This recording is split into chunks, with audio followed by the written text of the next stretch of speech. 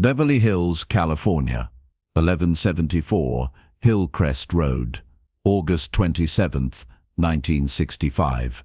Friday evening, 9:30 p.m. The house sits like a fortress on the hill, its Spanish colonial architecture hidden behind towering palm trees and manicured hedges. This is not Graceland, with its personal touches and southern charm. This is Elvis Presley's rented mansion during his Hollywood years, a temporary palace where the king retreats between movie shoots and recording sessions. Tonight, this pristine sanctuary will host the most important musical meeting in rock and roll history. Inside the spacious living room, Elvis Presley paces nervously across the marble floor. At 30 years old, he is still handsome, still charismatic, but something has changed. The fire that burned so bright in the 1950s seems dimmed. His last few movies have been formulaic. His music has become safe, commercial, disconnected from the revolutionary spirit that made him famous. The critics are calling him irrelevant. The industry whispers that his time has passed. But tonight, Elvis is about to meet the group that everyone says has replaced him as the kings of popular music.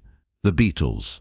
4 young men from Liverpool who have taken America by storm, who sell more records than Elvis ever did, who pack stadiums with screaming fans that make Elvis's audiences look tame by comparison. Elvis adjusts his black leather jacket, runs his hand through his perfectly styled hair. He is wearing black pants and a red shirt, simple but elegant, the uniform of a man who knows he is always being watched. But underneath the confident exterior, Elvis feels something he hasn't felt in years: uncertainty. Colonel Parker, his manager, had arranged this meeting. "Good for publicity," the colonel said. "Show the world that the king acknowledges the new princes." But Elvis knows this is more than publicity. This is validation. If the Beatles respect him, if they still see him as relevant, maybe he isn't finished. Maybe there's still time to reclaim his throne. Through the large windows that overlook the hills, Elvis can see car headlights winding up the narrow road. 3 cars, black Cadillacs provided by the Beatles management, their windows tinted to protect the most famous faces in the world from the photographers who follow them everywhere. The first car pulls through the gates, followed by the second, then the third. Doors open. Security guards emerge first, scanning the property, checking for threats. Then, from the middle car, they emerge John Lennon, Paul McCartney, George Harrison, Ringo Starr. The Beatles, the Fab Four. The group that has sold 200 million records in 3 years, more than Elvis sold in his entire career. Elvis watches from the window as they walk toward his front door. They look young, impossibly young. John is 24, Paul is 23, George is 22, Ringo is 25. They are wearing matching dark suits, their famous mop-top haircuts perfectly styled despite the California heat.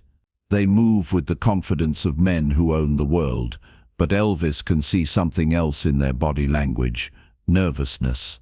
They are meeting Elvis Presley, the man who invented their job, the man who showed them that a singer could be more than just a voice, could be a force of nature, could change the world with 3 chords and the truth. No matter how successful they have become, Elvis Presley is still the king. The doorbell rings. Elvis takes a deep breath, nods to his assistant, who opens the door. "Mr. Presley," Paul McCartney says, extending his hand, his Liverpool accent thick with excitement. "It's an honor to meet you, sir."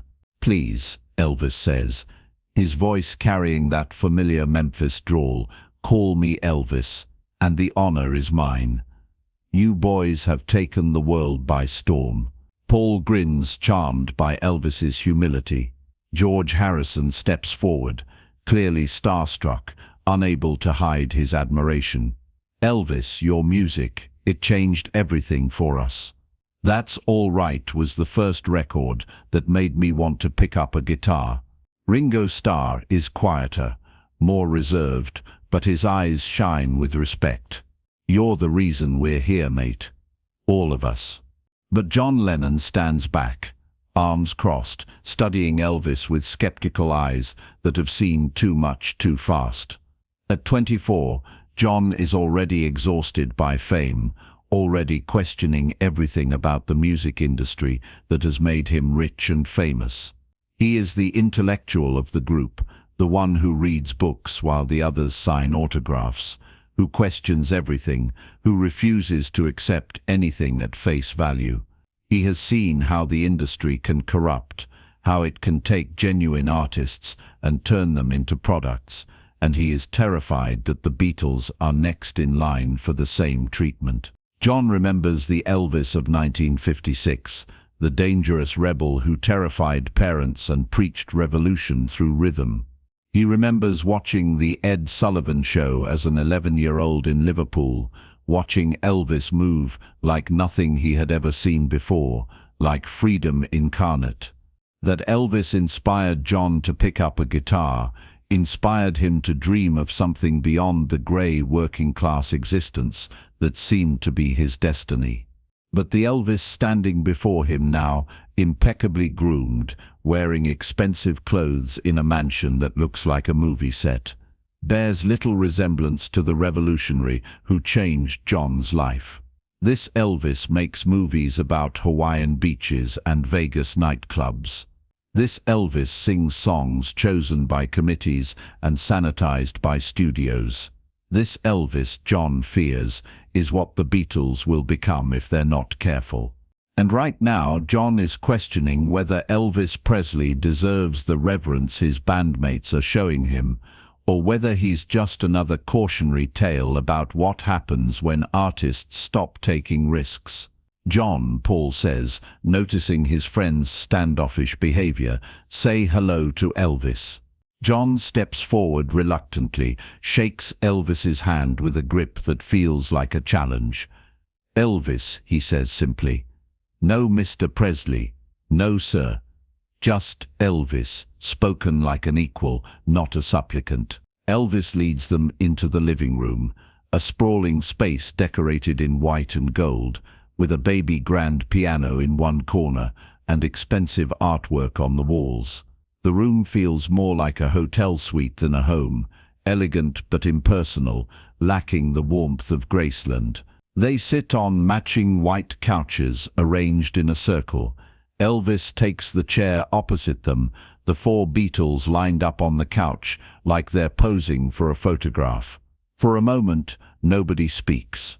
The most famous musicians in the world, sitting in awkward silence, unsure how to begin the conversation that everyone expects to be historic. So Elvis says finally, "I hear you boys are from Liverpool." "That's right," Paul answers, always the diplomat. "Industrial city, lots of docks, lots of music. We grew up listening to your records, Elvis. Heartbreak Hotel was the first song that made us realize rock and roll wasn't just American music, it was universal." George nods enthusiastically. "We used to sneak into record shops just to listen to your albums. Couldn't afford to buy them, but we'd memorize every note, every inflection." Elvis smiles, genuinely touched. "That means more to me than you know, but I've got to say, you boys have taken it places I never imagined. The Ed Sullivan Show, Shea Stadium, you've made rock and roll respectable." "Have we?" John interrupts, his voice carrying an edge. "Or have we just made it safe?" The room goes quiet. Paul and George exchange glances, recognizing the tone in John's voice that usually precedes controversy. Ringo shifts uncomfortably on the couch. "What do you mean by that?" Elvis asks, genuinely curious rather than defensive. John leans forward, his eyes never leaving Elvis's face. "I mean, when you started, you were dangerous. You scared parents, preachers, politicians. You were rebellion in a leather jacket." But now, John gestures around the elegant living room. Now you're making movies about singing to clowns and recording songs written by committees. Paul tries to intervene. John, that's not. No, it's all right, Elvis says, holding up a hand. He's not wrong. Elvis looks directly at John, and for the first time since they arrived, he sees something in the young man's eyes that isn't skepticism. It's disappointment. You're disappointed in me. I'm disappointed in what you've become, John says bluntly. The Elvis who recorded That's All Right would never have made Blue Hawaii. The Elvis who appeared on Ed Sullivan would never have let Hollywood turn him into a cartoon character. The words hang in the air like smoke. George and Ringo look mortified. Paul is preparing to apologize for his bandmate's rudeness. But Elvis just nods slowly, absorbing the criticism that cuts deeper than any review because it comes from someone who understands what rock and roll is supposed to be. You think I've sold out, Elvis says quietly. I think you've forgotten who you are, John replies. We came here because you're supposed to be the king, but kings don't ask permission. Kings don't play it safe. Kings don't let other people tell them what to sing. Elvis stands up, walks to the window, looks out at the hills where other mansions house, other celebrities who have traded authenticity for security. When he turns back to face the Beatles, his expression has changed. The nervousness is gone, replaced by something harder, more determined. You want to know if I'm still the king? Elvis asks. Yeah, John says, crossing his arms again. I do. Then let me show you what made me famous. Elvis walks to the piano, sits down on the bench, his fingers hovering over the keys. The Beatles watch, uncertain what to expect. They have heard rumors about Elvis's live performances, about the electricity he generates when he performs in private, away from the cameras and the studio controls. But they have never seen it themselves. Elvis begins to play. Not one of his movie songs, not one of his commercial ballads, but That's All Right, the song that started it all. But this isn't the version they know from the record. This is raw, immediate, dangerous. Elvis's voice carries the weight of 10 years in the music business, 10 years of criticism and compromise, and the slow erosion of the fire that once burned so bright. But the fire is still there, hidden beneath the Hollywood polish, buried under the commercial considerations. The flame that made Elvis Presley the king of rock and roll still burns. As he sings, Elvis transforms. The cautious movie star disappears, replaced by the revolutionary who changed American music forever. His voice carries pain and joy and rebellion and sexuality and everything that rock and roll was supposed to be, but so rarely is. John Lennon uncrosses his arms. Paul McCartney leans forward, studying every note, every gesture.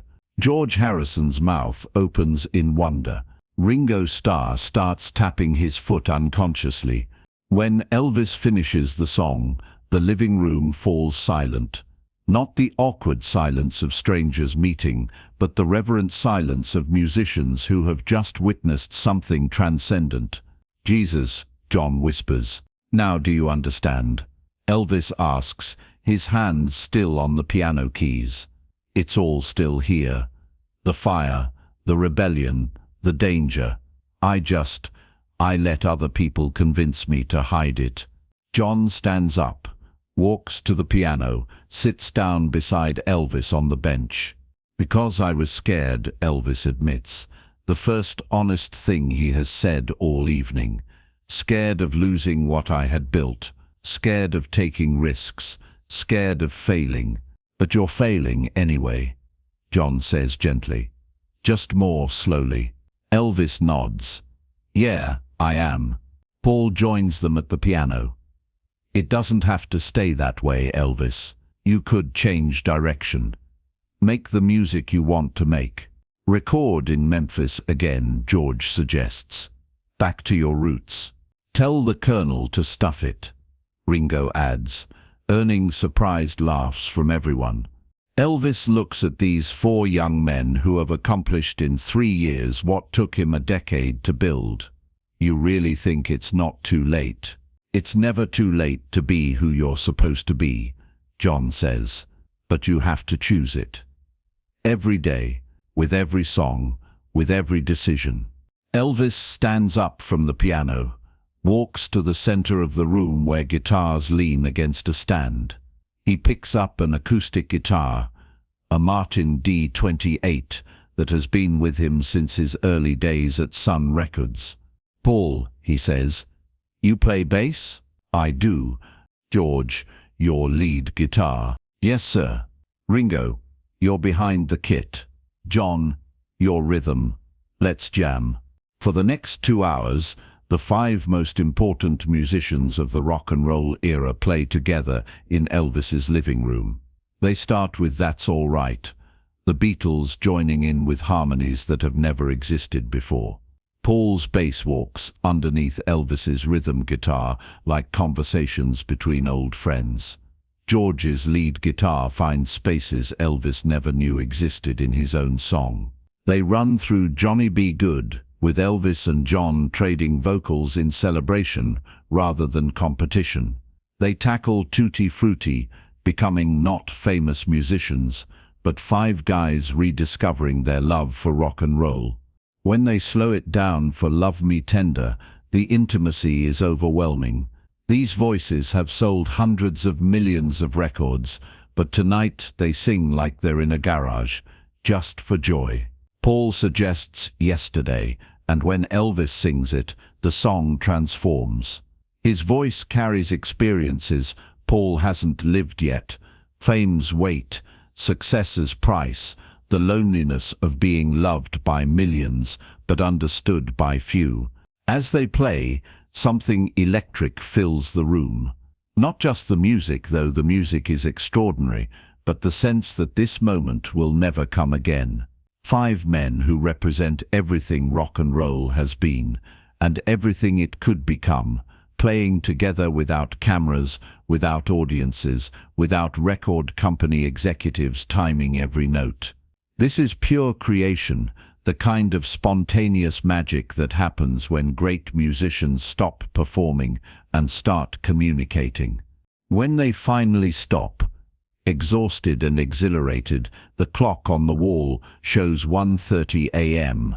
They have been playing for 4 hours, longer than any of them intended, but none of them wanted the magic to end. "This," Elvis says, setting down his guitar, "this is what I've been missing. This is what rock and roll is supposed to feel like." John nods. "You can't let them take this away from you again, Elvis. This is too important." "I won't," Elvis promises. And for the first time in years, he means it. "I'm going back to Memphis. I'm going to make a real record again. No movie soundtracks, no commercial compromises, just music." The Beatles gather their things, prepare to leave. But before they go, Paul turns back to Elvis. "Will you keep in touch? Let us know how the Memphis sessions go." "Count on it," Elvis says. "And if you boys ever want to jam again, try and stop us," George grins. As they walk to their cars, John hangs back for a moment.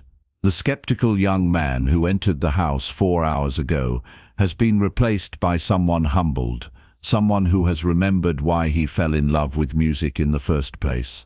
"Elvis? Yeah, I owe you an apology.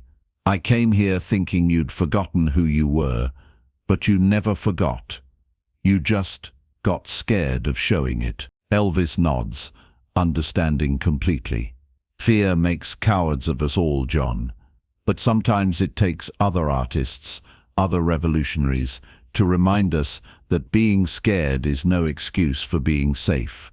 John extends his hand, and when Elvis takes it, it's not the grudging handshake of their first meeting.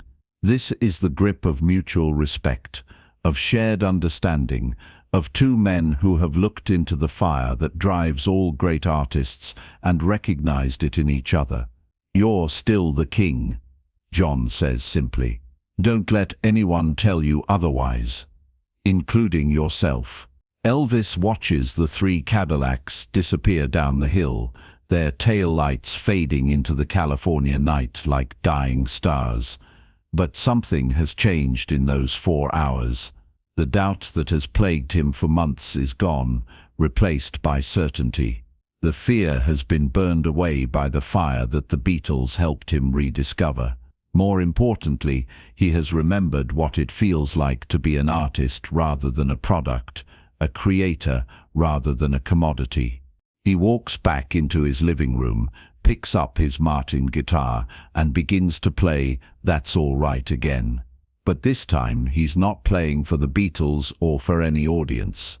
He's playing for himself, for the 19-year-old kid from Memphis who walked into Sun Records and accidentally changed the world. That kid is still here, still alive, still ready to take risks and break rules, and remind the world why they called him the king in the first place. 2 years later, Elvis will return to Memphis and record From Elvis in Memphis. He will abandon the movie career that made him rich but left him spiritually bankrupt. He will reclaim his crown as the king of rock and roll with renewed ferocity. The '68 comeback special will showcase an Elvis unseen since the 1950s, dangerous, unpredictable. Critics who had written his obituary will scramble to apologize. Fans who had moved on will remember why they fell in love with Elvis Presley. And it will all start with 4 British kids who conquered America but still knew who the real king was. 4 young men who came as skeptics and left as believers, carrying the knowledge that true greatness never dies. It just sometimes needs to be reminded of its own power. The night that changed music forever wasn't a concert or a recording session. It was 5 musicians in a living room, guitars in hand, reminding each other why they fell in love with rock and roll. It was the moment when the king remembered his crown, and 4 princes acknowledged that some thrones are earned forever. Sometimes that's all it takes to save a king. Sometimes that's all it takes to change the world.